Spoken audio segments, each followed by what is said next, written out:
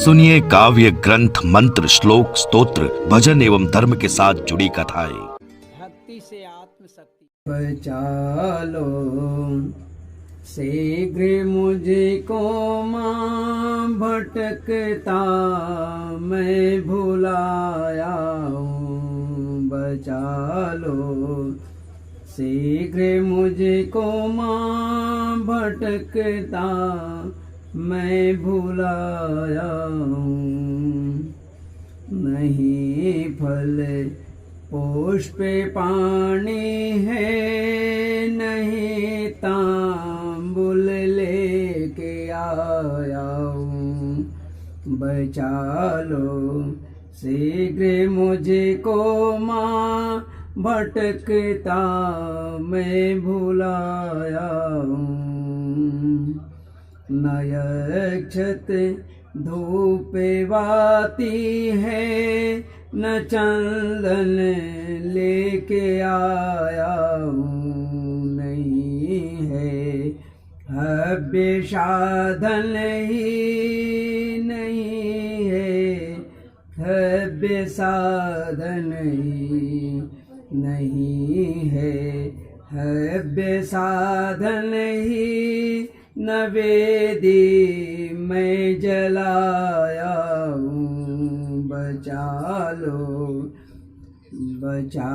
लो शीघ्र मुझको माँ, भटकता मैं भुलाया हूँ। बचा लो शीघ्र मुझको माँ।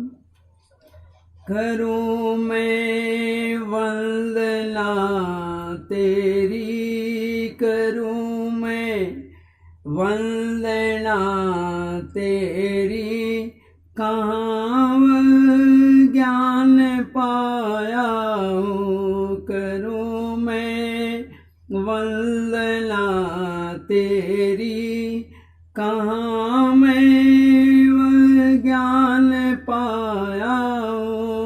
भरा तन पाप का लेकर तेरे बस द्वार आया हूँ। बचा लो शीघ्र मुझको माँ, भटकता मैं भुलाया हूँ। नहीं फल पुष्प पानी है, न तांबुल लेके आया हूँ।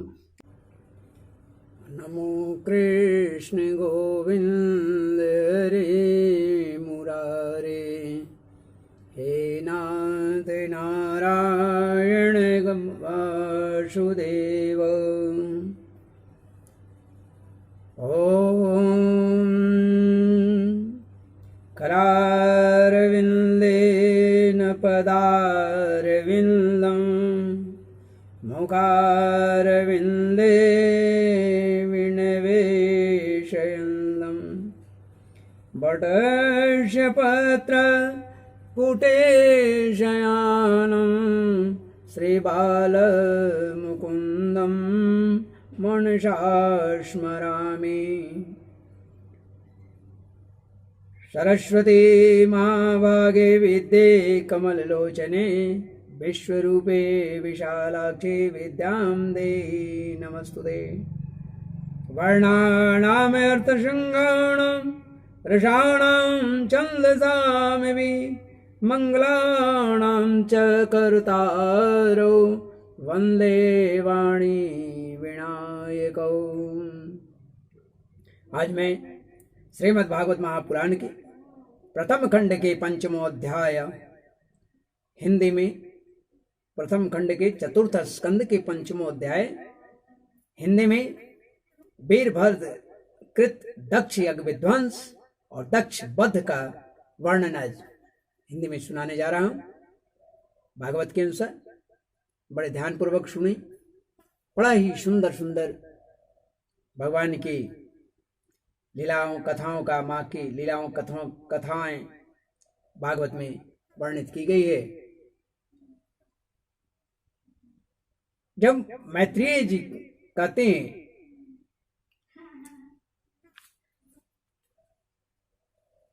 मैत्री जी कहते हैं, भवो भवान्या निधनं प्रजापतेरसत्कृताय अवगम्य नारदात् स्वपार्षद सैन्यं च तदध्वरभुवि विद्रावितं क्रोधम् अपारमाददे। मैत्री जी कहते हैं कि महादेव जी ने जब देवर्षि नारद के मुख से सुना कि अपने पिता दक्ष से अपमानित होने के कारण देवी सती ने प्राण त्याग दिए हैं और उसकी यज्ञ वेदी से प्रकट हुए रिभुओं ने उनके पार्षदों की सेना को मारकर भगा दिया है, तब उन्हें बड़ा ही क्रोध हुआ, बहुत ही क्रोधित हुए।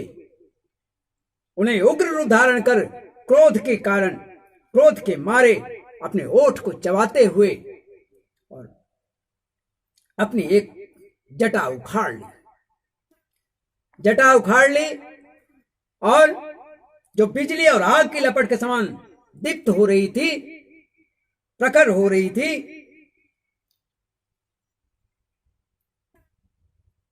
और सहसा खड़े होकर बड़े गंभीर अट्टहास के साथ उसे पृथ्वी पर दे मारा, पृथ्वी पर पटक दिया। पृथ्वी पर वह जटा के पटकाते ही एक विकराल बड़ा भारी लंबा चौड़ा पुरुष उत्पन्न हुआ। उसका शरीर इतना विशाल था कि वह स्वर्ग को स्पर्श कर रहा था, स्वर्ग को छू रहा था। उसके 1000 भुजाएं थी, मेघ के समान श्याम वर्ण था, सूर्य के समान जलते हुए उसके 3 नेत्र थे। उसकी दाढ़ें जो थी वह विकराल थी और अग्नि की ज्वाला के समान लाल लाल उसकी जटाएं भी थी। उसके गले में नरमुंडों की माला सुभायमान हो रहा था और हाथों में तरह तरह के अस्त्र शस्त्र थे। तब भगवान शिव से तब हाथ जोड़ करके उसने पूछा, तम किं करोमिति गृह्णन्ते मां वद्दाञ्जलिं भगवान् भूतनाथ दक्षं सयज्ञं जयमद्भटानां त्वमग्रणीरुद्रभटान् सकोमि। उसने हाथ जोड़कर पूछा कि भगवान मैं क्या करूं? तब भगवान ने कहा कि वीर रुद्र, तू मेरा अंश है, तुम मुझसे ही उत्पन्न है, इसलिए मेरे पार्षदों का अधिनायक, सेना नायक, प्रमुख जो समझ ले, बन करके जा और दक्ष तथा उसके यज्ञ को नष्ट कर दे। प्यारे विदुर जी,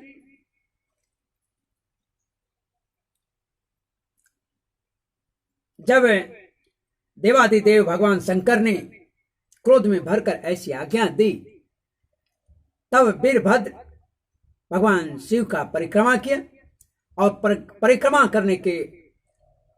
करके चलने को तैयार हो गए। उसी समय उन्हें ऐसा मालूम होने लगा कि मेरे वेग का सामना करने वाला संसार में अब कोई नहीं है। वीरभद्र को यह आभास हो गया, क्योंकि संपूर्ण शक्ति भगवान शिव का उनमें निहित था और बड़े से बड़े वीर का भी वेग सहन कर सकता हूं। वे भयंकर सिंहनाद करते हुए, गर्जन करते हुए एक अति विकराल त्रिशूल, एक कराल त्रिशूल जो है, अति कराल त्रिशूल हाथ में लेकर दक्ष के यज्ञ मंडल की ओर दौड़ पड़े। उनका त्रिशूल संसार संहार करने वाला था, संसार संहारक, मृत्यु का भी संहार कर देने का सामर्थ्य रखता था। भगवान रुद्र के और भी बहुत से सेवक गर्जना करते हुए उनके पीछे हो लिए, उनके पीछे पीछे चलने लगे। उसी समय वीरभद्र के पैरों के नुपुरादि नूपुर आदि के ध्वनि से, आभूषण से छन छन बजते, छनन छनन बजते जाते थे। इधर यज्ञशाला में जो बैठे हुए ऋत्विज लोग थे, जो यजमान थे, सदस्य थे, या अन्य जो ब्राह्मण थे, और ब्राह्मणियों ने जब उत्तर दिशा की ओर धूल को उड़ते हुए देखी, तब वे सोचने लगे, अरे यह अंधेरा अचानक कैसे हो गया? ये अंधेरा कहां से आ गया? अंधेरा सा कैसा होता आ रहा है? यह धूल कहां से छा गई? इस समय न तो आंधी ही चल रही है, न ही कहीं लुटेरे ही सुने जाते हैं, क्योंकि अपराधियों को कठोर दंड देने वाला राजा प्राचीन वरी अभी भी जीवित है, अर्थात दक्ष अभी भी जीवित है। अभी गौ के आने का समय भी नहीं हुआ है, फिर यह धूल कहां से आई? क्या इसी समय संसार का प्रलय तो नहीं होने वाला है? दक्ष पत्नी प्रसूति कहती हैं, प्रसूति में शास्त्रय उद्विग्न चित्ता उचुर्विपाको वृजिनस्य सतस्य यत पश्यन्तीनां दुरीतिणां प्रजेश श्रुतां सतीं अवदध्यावनागाम्। तब दक्ष पत्नी प्रसूति व अन्य स्त्रियों ने व्याकुल होकर कहा कि प्रजापति दक्ष ने अपनी सारी कन्याओं के सामने बेचारी निरपराध सती का तिरस्कार किया था। मालूम होता है यह उसी का पाप फल है, अथवा हो न हो यह संहार मूर्ति भगवान रुद्र के अनादर का ही परिणाम है। प्रलय काल उपस्थित होने पर जिस समय वे अपने जटाजूट को बिखेर कर तथा शस्त्रों से सुसज्जित अपनी भुजाओं को ध्वजाओं के समान फैलाकर तांडव नृत्य करते हैं, उस समय उनके त्रिशूल के फलों से दिग्गज बिंध जाते हैं तथा उनके मेघ गर्जन के समान भयंकर अट्टहास से दिशाएं विदीर्ण हो जाती है। उस समय का उनका तेज कैसा होता है? अमर्षयित्वा तमसह्य तेजसं मन्युप्लुतं दुर्विषहं भ्रूकूटया कराल दंष्ट्रा विरुद्धस्तवागणं स्वस्तिकिं कोपयतो विधातु। उस समय उनका तेज असह्य होता है। वे अपनी भौएं टेढ़ी करने के कारण बड़े दुर्धर्ष जान पड़ती हैं और उनके विकराल दाढ़ों से तारागण अस्त व्यस्त हो जाते हैं। उन क्रोध में भरे हुए भगवान शंकर को बार बार कुपित करने वाला पुरुष साक्षात विधाता ही क्यों न हो, क्या कभी उसका कल्याण हो सकता है? और दक्ष ने यही गलती किया, भगवान शिव को क्रोधित कर दिए थे। जो लोग महात्मा दक्ष के यज्ञ में बैठे थे, वे भय के कारण एक दूसरे की ओर कातर दृष्टि से देख रहे थे। पता नहीं क्या होगा। कातर दृष्टि से निहारते हुए ऐसा ही तरह तरह की बातें कर रहे थे। पता नहीं क्या होगा। इतने में ही यह भी बातें कर रहे थे, सोच ही रहे थे कि इतने में आकाश और पृथ्वी में सब ओर सहस्त्रों भयंकर उत्पात होने लगा। विदुर जी इस समय दौड़कर आए हुए रुद्रशिवकों ने उस महान यज्ञ मंडप को सब ओर से घेर लिया। वे सब तरह तरह के शस्त्र लिए हुए थे। उनमें कोई बौने थे, कोई भूरे रंग के, कोई पीले और कोई मगर के समान पेट और मुख वाले थे। को मुखहीन विपुल मुख काऊ, को एक पद को बहुपद बाहु। ऐसा शिव जी के गण है। उनमें से किन्हीं के प्रांगवंश यानी यज्ञशाला के पूर्व और पश्चिम के खंभों के बीच में आड़े रखे हुए जो डंडे होते हैं, तो वो प्राग वंश का लाता है, उसको तोड़ डाला। किन्हीं ने यज्ञशाला के पश्चिम की ओर स्थित जो पत्नीशाला है उसको नष्ट कर डाला। किसी ने यज्ञशाला के सामने का सभा मंडप और मंडप के आगे उत्तर की ओर स्थित आग्नेय शाला को तोड़ दिया। किसी ने यजमान गृह और किसी ने पाकशाला को तहस नहस कर दिया। किन्हीं ने यज्ञ के पात्र तोड़ डाले, किन्हीं ने अग्नियों को बुझा दिया, किन्हीं ने यज्ञ कुंडों में पेशाब कर डाला और किन्हीं ने वेदी की सीमा के सूत्रों को तोड़ डाला। कोई मुनियों को तंग करने लगे, कोई स्त्रियों को डराने धमकाने लगे और किन्हीं ने अपने पास होकर भागते हुए देवताओं को पकड़ लिया। मणिमान ने भृगु को बांध लिया, भृगु ऋषि को तत्काल बांध लिया। वीरभद्र ने प्रजापति दक्ष को कैद कर लिया और चंडीसन ने पूषा को और नंदीश्वर ने भग देवता को पकड़ लिया। बहुत विचित्र परिस्थितियां आ गई थी। भगवान शंकर के पार्षदों की यह भयंकर लीला देखकर तथा उनके कंकड़ पत्थरों की मार से बहुत तंग आ चुके थे। तंग आकर वहां जितने ऋतज थे, सदस्य थे या देवता लोग थे, सब के सब जहां तहां भाग गए, छिप गए। भृगु जी हाथ में सुरवा लिए हवन कर रहे थे। वीरभद्र ने इनकी दाढ़ी मूछ नोच ली, क्योंकि इन्होंने प्रजापतियों की सभा में मूछें ऐंठते हुए महादेव जी का उपहास किया था, इसीलिए इनकी मूछ और दाढ़ी को कवार दिया वीरभद्र ने। उन्होंने क्रोध में भरकर भग देवता को पृथ्वी पर उठा पटक दिया।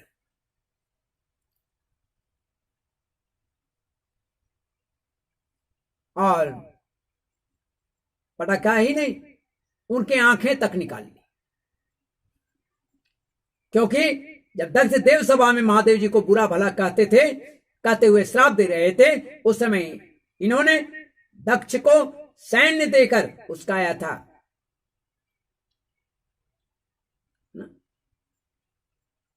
उस्काया था इन्होंने।